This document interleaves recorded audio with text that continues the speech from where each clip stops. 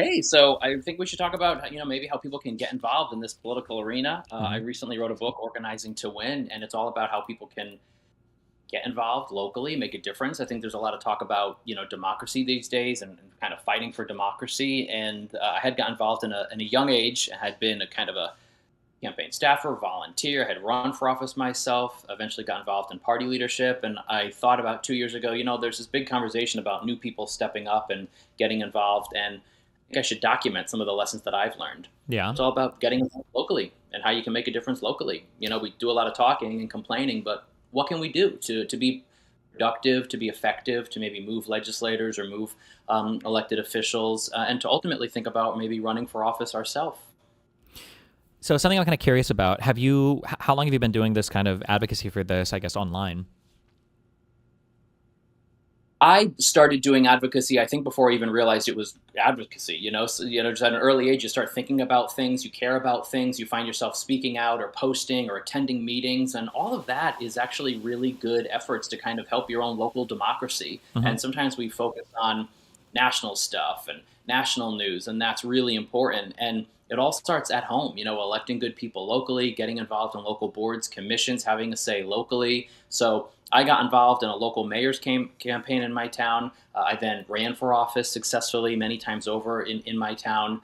And I was really kind of bit by the political bug because I realized, you actually can make a difference if you get involved locally. I started working for others in politics. And eventually, I'm a Democrat. I thought, the party needed some work as well. And so I got involved then in party leadership Gotcha, at the gotcha. state level, yeah, state level, and then through the Democratic National Committee. And ultimately, it all kind of converged in this idea of a book called Organizing to Win, to really get people to think about how you could get involved and make a difference and ultimately run for office. 'Cause there really wasn't a place where this was all documented. Hmm. There's fragments, there's podcasts, there's maybe a writing or an article here or there. And I also find there's not always a ton of mentorship in politics about people kind of saying, come on in. Usually an elected official, might succeed, but then what are we doing to really grow the party, grow campaigns, bring people in? So the book is very much from the perspective of more mentorship is needed, more resources are needed to train people who might be interested in politics or maybe a little curious about, how do I get involved? How do I make the first step getting involved in this political arena? Yeah. So one of the reasons why I asked about the like how long have you been doing kind of the more online advocacy is because I brought this book up a lot, and I've chatted with the author before. So it's kind of a meme in my community, but I'm just curious. Do you know who Eaton Hirsch is? I feel like I've heard that name. So it's just kind of funny because he has a book called Politics is for Power, and he basically tells like six short stories, all true stories about how different members of local society like were able to gain like a shocking amount of political power by having starting with one person like very intentionally putting their mind towards something, and then if you can build a coalition of like 5 to 10 people, there is like a shocking amount of political power if you guys are all like of single-minded purpose that you can get on the local level. So I bring this up and then I asked you about the online thing because one of the huge difficulties that you run into in online spaces where you hope you're politically effective. Now, I know that a lot of people don't care much about politics. They kind of just cover it and make money off of it. But at the end of the day, I mean, I would like to see the people that I support elected. I would like to see the policies that I support enacted. But one of the challenges is that the most amount of power that an individual can wield is at the local level. And man, everybody online and even in the real world sometimes seems to only care about the federal level stuff, even if it's stuff that like the federal level has no real control over. Like a lot of the BLM marches over like policing stuff all comes down to oftentimes not even the state level, but like the city level. So I was curious if you've ever ran into that. How do you get people to move off a little bit from the national level stuff where it feels like we can join these huge conversations about would we rather have Gavin Newsom or AOC as our political party leader versus on the local level where you can't talk to like online friends or communities about it and it's a much more real life thing. How do you have any luck moving people in that direction? Or Ayaz, what do you have to say about that? Yeah, definitely. I know. See, it's like the presidential campaigns and presidential politics. It's the most sexy thing. It's what we want to talk about. We all want to opine over, an election years to come. And what right now, democracy is at risk. And there is obviously a lot of conversation around what can we do right now. But it's also about step by step and starting locally. So right now, you may not be able to change the president of the United States, but the steps you take right now in the election year that we're in right now helps us improve and party build and grow year to year to year. That's that party building that I often think is not emphasized enough. An election doesn't just turn on and then turn off a couple of weeks around election day. The book talks about kind of this idea that we really need to be having year-round organizing. It's not enough to just flick a switch, candidate goes out there a couple of weeks, phones in election day, and then it's over. It's always being engaged in communities, building rapport with voters, finding out what's important to them. And that's really important at the state and local levels, where you might then get really good people that are running for office, running for something locally. And what's interesting is that because the president and Congress has not been able to achieve much of what they've done has been more funding that Mhm. can be corrected in the future. A lot of it has fallen to the states and to localities, creating their own policies, ordinances, states testing out different programs, so completely focused on national politics. But there is so much power in a local government, in a state government, in a county government as well, which many states have. And those are the efforts that really create our democracy. It's not only about the president of the United States, as powerful as that person is. It is about the people who are making the rules locally, and then that can build up as new people are getting involved in local and state politics and advocacy and staffing. That then can be, those are the leaders of the future. Those are the people that are running for those federal offices. But I always tell candidates too, it's not just about talking about national issues. You're running for mayor, you're running for a state office. You need to localize these issues. What do people care about in your own district, and run on those local issues, because that's what really makes the day, and what really counts with voters. Yeah. I definitely agree. Yeah, it's hard to communicate that sometimes, especially me being because I'm like a national, international like level thing where my fans are obviously from all over the world, or at the very least all over the United States. So sometimes it's hard to fixate on a particular district outside of like New York City. Obviously, people will care for a particular city or whatever. But yeah, it can be frustrating sometimes to get people to care about the local level when there's so much stuff that happens there that's really important, I think. One thing that's kind of that was very hard for me to understand when I got involved more with kind of canvassing on behalf of candidates and working with local groups or whatever. And you can tell me, I guess, if this is your experience, or if you feel like this might be different in different areas. You mentioned before like how important mentorship is and the lack of it in these areas. One thing that seemed really shocking to me working with candidates from like the city level to the federal level is sometimes I feel like when an operation is stood up for some kind of campaigning, there's a lot of stuff that feels like it's being rebuilt like every single time. And my impression walking into some of these areas, especially in the federal level, would be like, hey, you want to go like door knock or do this? Well, here are your official lists. Here are the official scripts. Here are like the training videos. Here's how everybody does this, blah, blah, blah. But it's more just like, you pay van or minivan or whatever for some doors that may or may not be updated and may or may not have been knocked by somebody. And it's like, and then you're on your own. It's like, Jesus, there's like nothing. Like it feels like every single time they were building from nothing. Mhm. Is that the same on the Republican side, or do you speak at all to like, I guess like how do you, yeah, what are your thoughts on that? Sorry, these are very broad questions. Also, sorry. Yeah. No, I love it. Absolutely. Anyone that has door knocked, I think, just felt you right there. You're like, I'm going to get involved in a campaign, and there's going to be rooms full of volunteers. I'm going to have slick technology. It's going to be like I see on TV. Hmm. And then you get there, and it's like you and a clipboard in a back road of town by Yeah. yourself. And you're like, Yeah. what did I sign up for? And campaigns are often reinventing the wheel every time. And that's not smart. That's not efficient. And so having parties and also campaigns really always be ongoing. And that doesn't mean that they're always kind of politicking, but that just means that they're always listening to people. They're always engaged in their communities. So mayors, those in local office, even state office, constantly having an operation when you're in touch with people, you're listening to people. Imagine a knock at your door in the spring where it's a team or a person, and they're actually not asking for a vote, but they're asking about what you think about a particular issue or maybe a development or something going on in town. Now you're building a rapport with that voter. And then as the year goes on, as election time comes around, you actually have relationships with many of these voters because you've done community organizing, you've had a sense of kind of where they're coming from, and it's not transactional. Moving campaigns away from this kind of, I'm going to knock on your door in September and ask you for your vote, but thinking about, wow, their campaign team has come to my door a couple times this year.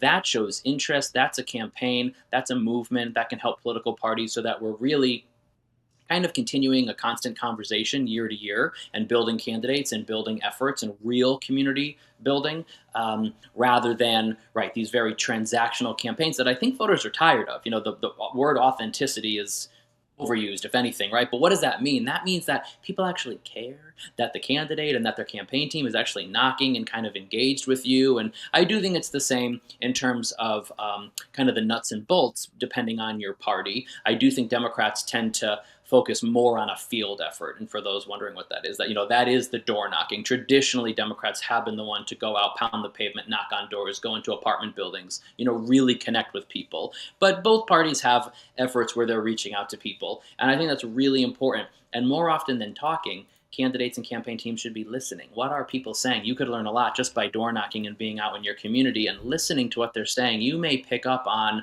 something that's maybe bubbling up as an issue Hmm. because you're out there every day and you're hearing it from voters. Gotcha. Cool. So for your book, I guess, and for the type of advocacy that you're doing now, what exactly is it that you're trying to push people towards, I guess? Is it to volunteer for local parties? Is it to start their own type of thing? Is it a particular insertion point that you think is important? I guess, like, how do you talk about it, or what guidance are you kind of trying to Yeah. offer people right now? Yeah, I thought it's all about entering the political arena. This is it right here. So when I wrote it, it's about organizing to win, the art and science of running for office. I ultimately want people to think about running for office yourself. But even if people say, I'm not ready to run for office, or I don't see myself as somebody running for office yet, I think more people should enter the political arena in a tangible way. You might throw up a social media post or have an opinion, but what can you do about that? So it's about getting people to get acclimated to how a political campaign works. And I pull back the curtain on campaigns, on parties. Get involved, volunteer. Then you might want to become a staff member for the campaign, being a campaign manager, really organizing. And it takes a look at electoral politics. It also takes a look at some issue based politics, because every town or city is often having a referendum or working on some sort of education or development issue. So it takes a holistic view to issues that you see in every town in America and in every state, how you can get involved, how you can campaign, how you could be an activist, an advocate, a lobbyist. There's a lot in that space too. You might even work for a firm that's doing good lobbying on behalf of something, or you might say, I want to volunteer because I really believe in such and such an issue that's coming up at the state level, whether it's about a choice issue or development, or different civil rights issues or voting rights. How do you organize that campaign then? How do you know how to approach legislators? What even is a legislator? So I start very basic locally, and then as you read through the book, it kind of grows through local, through state, ending with a federal perspective, because as we said at the top, it's not just about the president of the United States. That is the leader of the free world, but there is so much before you get to that point, and if we don't have people involved, it's a scary thing. Hmm. Our local elections are 3 out of 10. That means 3 out of 10 people at best are voting in a local election. That's a problem. When people are generally displeased with government, they're generally not happy. You can look at any poll, and then you see turnout declining.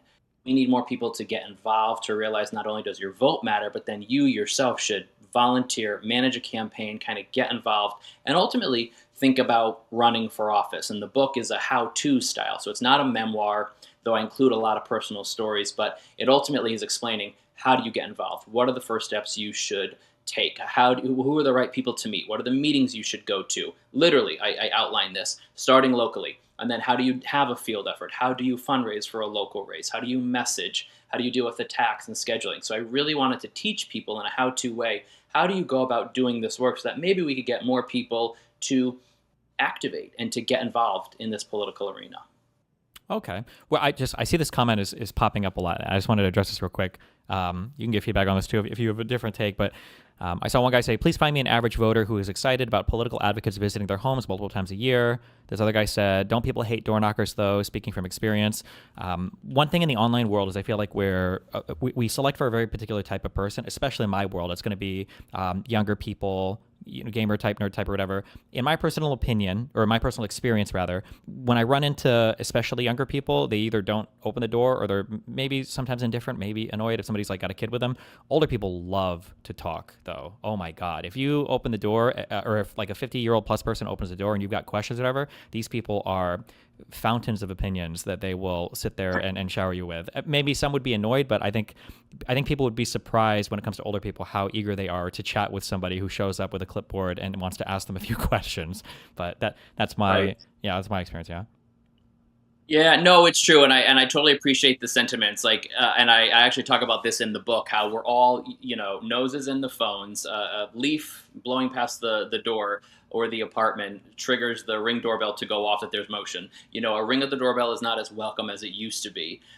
Packages get delivered. We're not really used to that kind of person to person, and that's been declining post COVID and all the rest. And I actually talk about some research in the book. Hmm. Having said that, still to this day, the most effective way to earn someone's vote, more than a phone call, more than a postcard, more than a piece of mail, more than an email, certainly more than a social media post.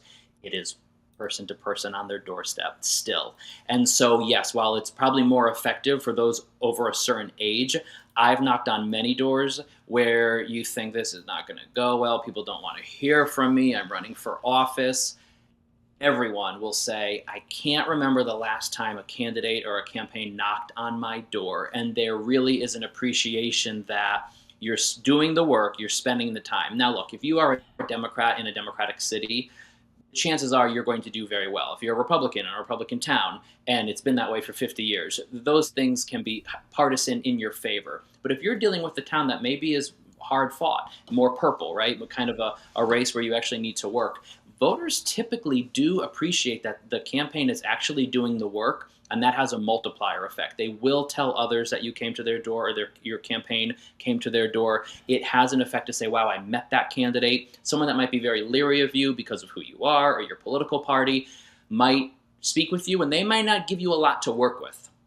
But Hmm. then they might see maybe you were written about in the paper. They see they see a social media post. They see something online about it. Maybe they get a robocall from you, and it all starts to connect. And they say, I did meet that guy, and actually I kind of liked him, and now I'm seeing him kind of pop up everywhere. And that kind of like being everywhere vibe is very helpful from a voter perspective, because now they're saying, wow, they're clearly doing something right. This candidate keeps popping up before me. And I'm talking local. I'm not talking running for president. I'm talking in a local election. That's very powerful. And so when they've had the opportunity to say, I met with him and he made a lot of sense, now you've just gotten a vote. And there's a lot of people who are just hands off. They think everyone in politics is the worst. They say, I don't do politics, but guess what? That doesn't stop politics from happening to Yeah. them. And so there eventually could be a realization that, what? Maybe though I've never voted or haven't voted in the last couple of years locally, kind of like that candidate, and suddenly you have activated that voter by reaching out to them. You should still do above all approach. You should still play everywhere, but door knocking does work. Okay. Um, yeah. Is there anything in particular, I guess, that you want to chat or go over? I guess I don't have too much, I guess, in terms of questions for that, but Yeah. Yeah. No. So I mean, and no. Tell me about your experience. So do you say you've door knocked for campaigns too? yeah, I tried to because there's a lot of stuff that happens on the online area where it doesn't like translate much to real life stuff. I think especially because people in my position, we just make money making YouTube videos and covering stuff, and at the end of the day, a lot of us are largely isolated or insulated from the effects of whatever crazy policy the administration has. And then I think, unfortunately, that's even true sometimes for a lot of the viewers in these spaces. Because, again, they tend to be wealthier, they tend to be whiter, they tend to be younger. So there's not as many things that are super pressing in our lives politically. So I tried to, or I got in touch with people who would basically allow me to basically get 200 or 300 fans to show up at a hotel. We would all get like minivan lists. We would do, an hour of training, and then we would just have people go out and knock tens of thousands of doors over some of these campaign cycles for, different political people. The first one, I think, the first big one we did was for Ossoff and Warnock for the runoff elections in their Senate, and then we did a lot for a local. We tried to support like a local mayoral campaign in Omaha, which is the city that I'm from. And then we've done, just like other stuff, basically anything that involves getting people to show up to a place and then go out and door knock, interact with voters. Anything related to that, just to try to get people more politically activated, like actually politically activated in a way that plugs into our political system. Yeah. Right.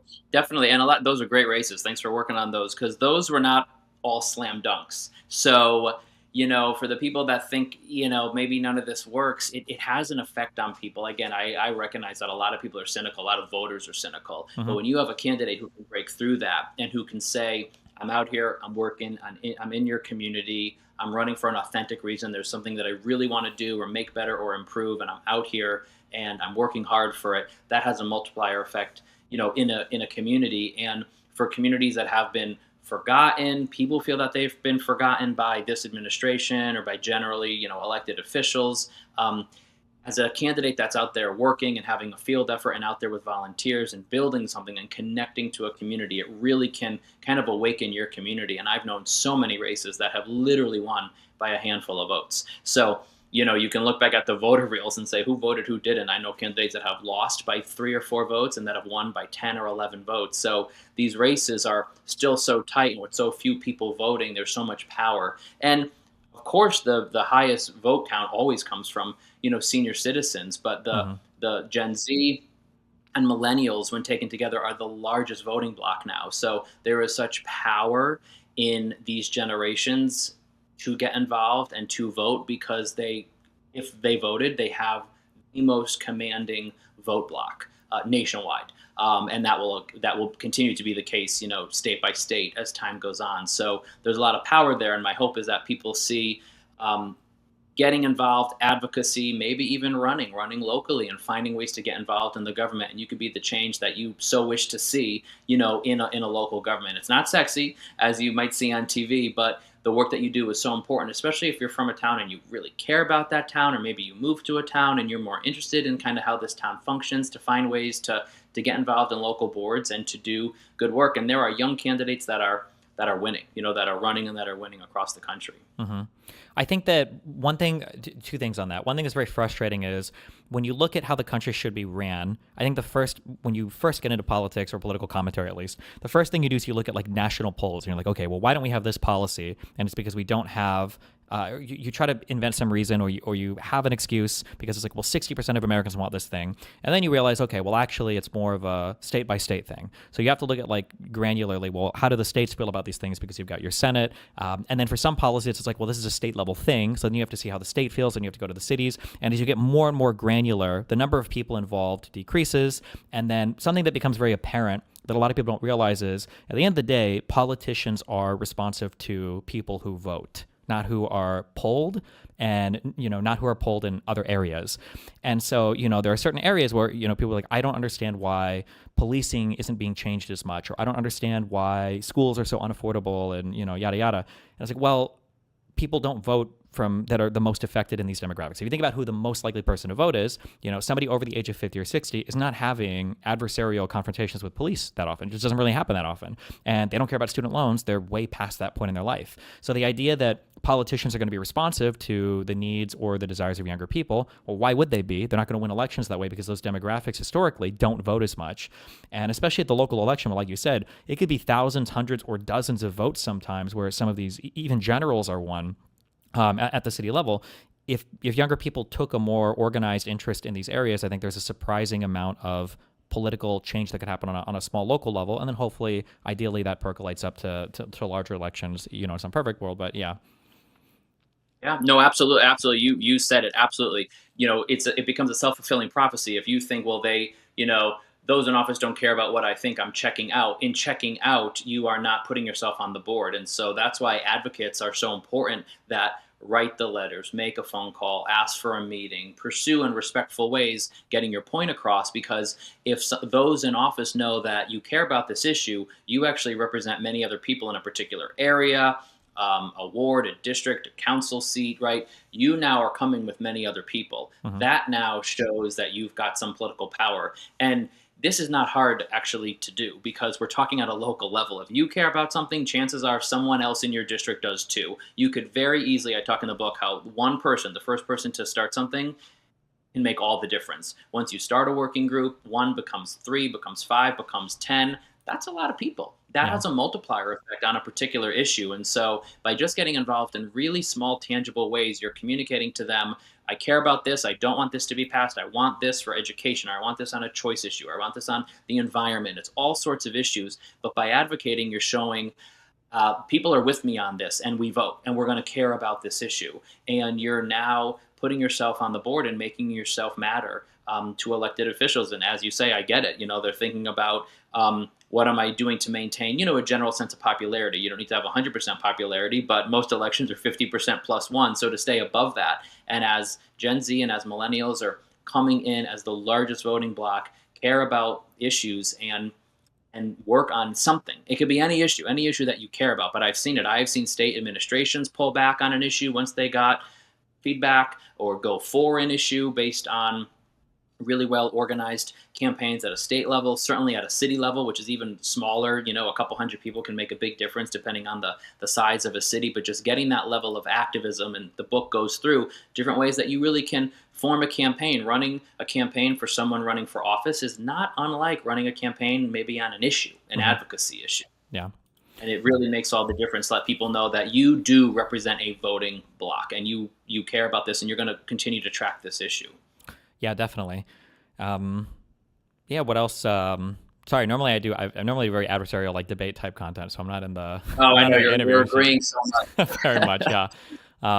I guess what motivated you to, I guess, reach out to chat with me? Is it just kind of to kind of bring awareness to this type of message, or was there Yeah, anything in no, particular? definitely. Yeah. I was at so I ran for the here's where you may disagree, but no, Sure. I ran for the DNC. Okay. I thought, you can't just complain about these things. You got to put yourself out there. So the new DNC chair opened up some DNC seats and actually let members vote for it. What an idea, right? To let members vote rather than DNC members being appointed. And I ran for it, and I got elected. And so your name actually came up in just going to DNC meetings from some young folks, because I was talking to them about, we need to get more people involved. How do we do that? What are the ways in which we could really get people to plug in? And I was thinking about this book the last 2 years, and I ultimately went for it, and it just came out. And so, your name had come up there as a way that this is for parties, this is for candidates, this is for issue-based things, for people to actually maybe get involved, and maybe just go to your local, political party meeting, or just go to your council meeting, because these meetings are going to continue whether you're there or not. Who is in these seats of these meetings? Who is the one advocating? Often, no one's in the audience, Hmm. and it's just the elected members up front.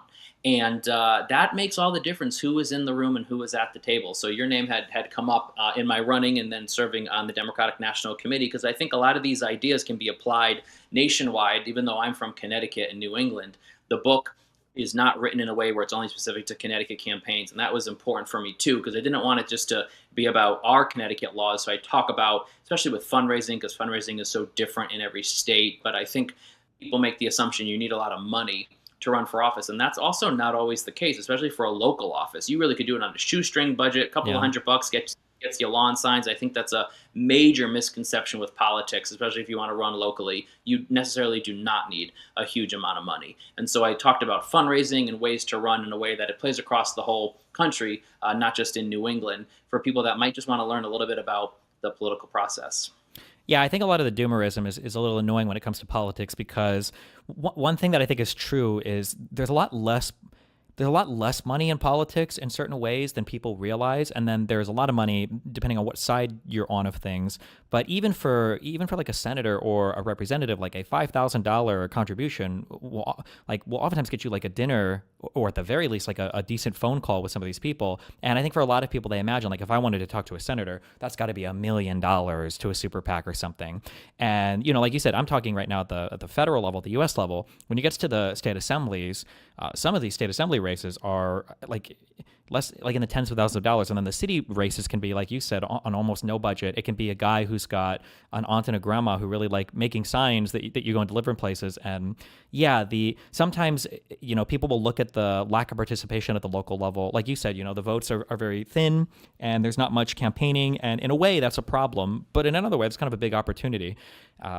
Especially with this young versus old thing. With that book that I referenced before, that Politics is for Power, one of the groups of people that the guy writes about, I don't remember the exact details, but it was a young group of students, and there was like an established local Democratic Party base, and they were all kind of older people, and the younger people were able to get together, like 20 or 30 friends, and then like outvote these other people at this particular committee, and they basically took over because they were willing to put some time, and they were young, and they've got a school, so they got a ton of like classmates and everybody that they can draw from, and yeah, it's there if people are willing to go for it. But yeah, oftentimes, I guess, here's one of the confusing things, I guess, maybe you can speak to this. There's a lot of people sometimes who want to be activated. They want to go and do something, but like, where do you even start? If you're like a local person, you're like, I want to get involved somehow. Can you like outline kind of a somewhat specific path? Right? Because I'll always hear like, oh, well, like call a party or go to a board or whatever. But like, what does it actually look like? Like if I wanted to, or if somebody wanted to participate in some level on like a city level for their political scene. Yeah, absolutely. I literally talk about it in the first pages of the book because I assume people know very little, right? And I want to explain it in a way where we start with the building blocks. If you wanted to get involved civically, Hmm. there's really so many ways. You need to think about what you're passionate about and get involved maybe in a local nonprofit. If you're interested in politics, and you know your party, you do need to approach that party. Go to a meeting, go to a function. These political party members are technically elected officials, so it will be on file in your town hall or your city hall.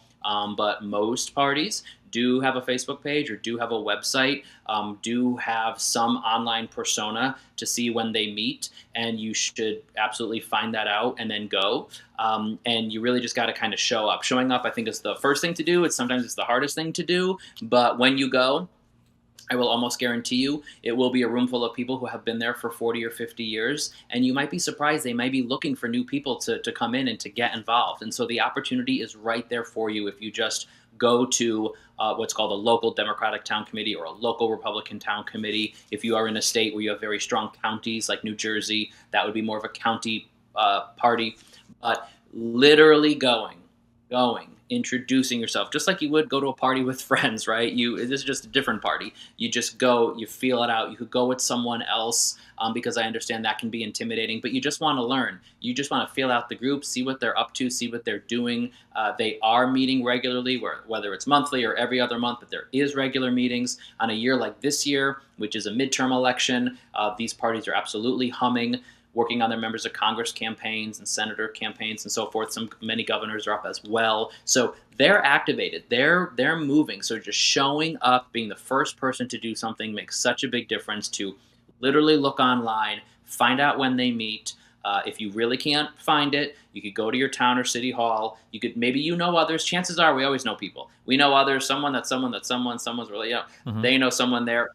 Ask, and just go. And I think that sometimes the feeling is that outsiders won't be welcomed. And that might be the case in some places. But I've done this for long enough, and I've seen small towns, big cities, and everything in between. Usually, the folks that are in that room, they are looking for new people to help. They do need the help. And so, what are you good at? Are you really good at online organizing? Are you good at graphics? Are you good at writing? Pairing up what you like to do, what their needs are. Now suddenly you're in business and you're actually helping them. And before you know it, you're considered a leader of a group. These are all non-paid positions. These are all volunteer positions, chairs, town chairs, county chairs, local membership organizations that are humming along, helping getting candidates elected, and they could use the help. So just attending the meeting is very helpful. I talk about in the book who are the right people to meet with. Meet with people who maybe have held office before. Find those mentors within that room. For me, I met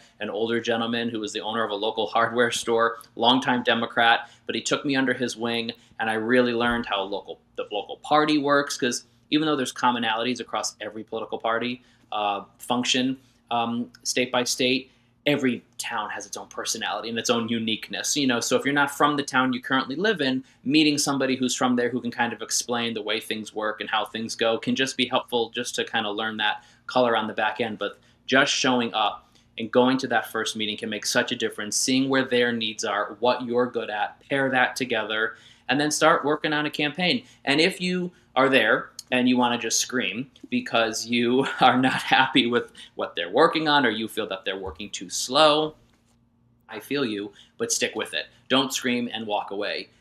Instead, just lean into the process, because before you know it, you can become a member and you'll be a party leader, and they'll be looking to you as the next generation to say, how can we do this? Because there's a lot of movement in these entities right now, and new people are stepping forward, and all these seats are yours if you get involved. Hmm. I've told this story on my stream a million times, so they're tired of hearing it. But the one thing that always surprised me was, one, I've heard that like sometimes single old ladies can hold up entire developments because they're willing to go to these city council meetings over and over and over again, and she'll be at every city planning meeting. I had, outside of my apartment, I had a very annoying stoplight that I'm pretty sure was on a timer with no sensors, and I always, when I'm leaving my neighborhood, I always turn left out of here. And I was so happy when the city put the like when you go to hang somebody, you put like the covering over them. Like they covered all these lights. They were getting rid of them. They had a sign up saying that they were going to replace it with a stop sign. I was super happy. And one day I had this old lady that knocked on my door, and she had a petition, and she was like, we're trying to save the stoplight. can you sign this? And I just kind of like laughed it up. I was like, no, I'm good. And I just thought it was so stupid. I was like, how dumb. And Mhm. yeah, lo and behold, it was probably a month or two later. I'm like sitting at the intersection and I'm sitting at the stoplight and I've noticed I'm at the stoplight again, and then the hoods are removed and they changed their plans, I guess, to remove the stoplight because of whatever people she was working with. They saved this stupid stoplight that I hated. But yeah, like Okay. that's a small example. I've heard of tons of other examples at the local level where people can just participate, find ways to show up. You say like showing up is important. I imagine showing up today is even more important than ever because who knows online, unfortunately, what's real or what's not real, or what text messages or phone calls or robocalls or whatever. So if you're willing to go in person, that's probably a much bigger deal, today even. I'm curious, It is. when did you publish your book? When did it come out? Yeah, so the book just came out in January of this year, so just a couple weeks ago. Mm-hmm. I worked on it for 2 years. It came out in January of this year. So far, so good. I've been doing some book events around Connecticut, and we'll get around to New England. But my hope is that it just finds a home with people. I really wanted to do it in a how-to style, just to teach people. Nothing that I talked about, I think, has a short shelf life. And I wanted to write about it in a nonpartisan way, because as partisan as I may be, I thought, you know what, I don't think it would be appealing to write something with the crass politics, because my book is really not in response to any one president or any one candidate. I want it to have a long shelf life where people can learn. As I learn new stuff, we can update the book, but it's pretty thorough. It's almost 300 pages. And I love your example of the old lady with the street light, and that shows you, unless you're going to tell me she was married to the mayor or something, but that shows you the power of advocacy, right? Mm-hmm. And elected officials, like you said, being responsive to those that are getting in front of them, right? It wasn't it Abraham Lincoln who said public sentiment is everything. So what are they hearing? What are they feeling? And if she had a petition, even with some people, that's more than maybe the other side was seeing. So elected officials are in the business of trying to find a resolution, but they're also very focused on what's in front of them and what's the advocacy that's in front of them. And a whole nother conversation is how we meet. But as you said, these meetings are in person. And so going in a way that is tangible makes a big effort. I remember when I first ran for office, their meetings were Wednesdays at 10 a.m. I'm like, I work. No wonder why everyone that serves in this local office is a retiree, and that's wonderful. But, can we move these? And they moved it to 4 p.m. Mm-hmm. That wasn't much better. Yeah. And then they moved it to 6 p.m. And then I said, okay, like, thank you. If we truly want a representative board, if we really want the citizen government that we're supposed to have, these meetings really should be happening on evenings. And most, I think, do. I think some may put it on a morning, but most of the time you will find city council meetings, commission meetings. They usually are on a weeknight, and so that at least allows some flexibility for people that are working and want to get involved. And I think that's important. People that are living their life, young people, working people, people that are having a job. Those are the kind of the very people who we should get involved in these boards, commissions, eventually think about running for the state legislature, because we have a citizen government where real people were supposed to step up and serve in these posts. Yeah, I definitely agree. I have flashbacks to when I was working, having like bank hours from like 9 to 5, or when there are clearly times where it's like if you ever want to participate in something, you have to either take a day off work or hope that, or get a friend to do something very obnoxious. The Something I'm curious about when I do debates, or if there's like a new topic before me, sometimes I have to write a lot out, and in the process of either taking notes or just writing out an argument and going back and forth, sometimes in the process of kind of solidifying that thought process, I kind of will relearn a thing or figure something out that I hadn't before. I'm being a little abstract here, but I'm curious, when you went to write this book and then you were trying to start from nothing to where, I guess, to the end point of what you had accomplished and what you wanted to, I guess, crystallize in writing, what was the most surprising thing in looking back at everything? Was there something you learned or relearned, I guess, about that? Does that make sense? Like when you were writing this, we were like, I think this is more important than I thought initially, or just something, I guess, that stood out to you more that you didn't realize until you started putting it down on paper?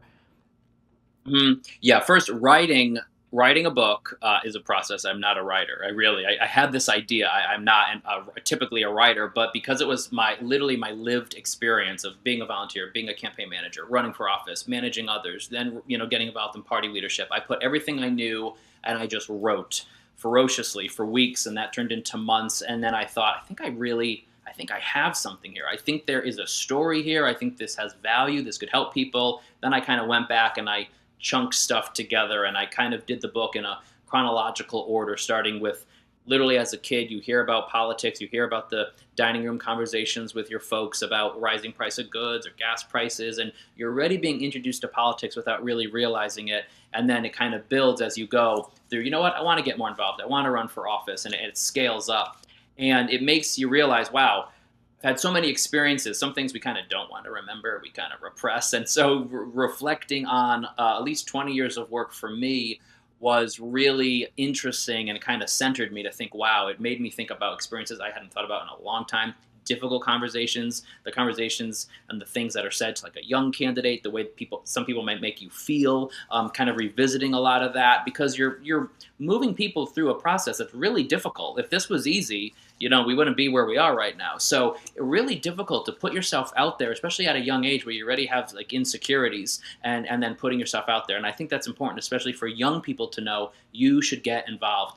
But I think what I learned, the biggest lesson, and it's not surprising, but like you say, you may not think about it until you really write it all down, is relationships make all the difference. Just meeting people, learning who is where. When you then need something, to know I met that person, at such and such organization, or that person ran for office and I might want to pursue that now and I'm going to talk to them. Just at an early age, I met so many people in politics and it was totally overwhelming because I was like a kid, but just meeting people and those relationships so come in handy because later when you find yourself running for a major position or for a party leadership position, you will have met these people. And just like the door knocking scenario, people tend to like who they've met before, who they feel like some familiarity with, some level of trust. And so to me, in thinking about your question, it comes down to relationships are really important and meeting people and engaging with people. And it's